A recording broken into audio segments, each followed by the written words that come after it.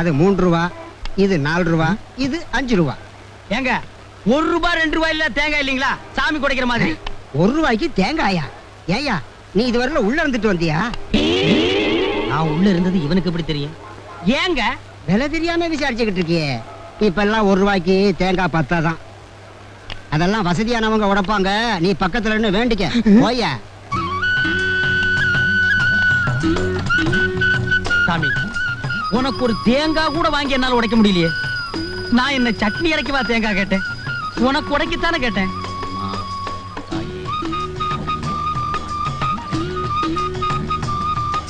சாமி உங்களுக்கு விஷயம் தெரியுமா? என்னப்பா விஷயம்? எனக்கு எதுவும் தெரியாத.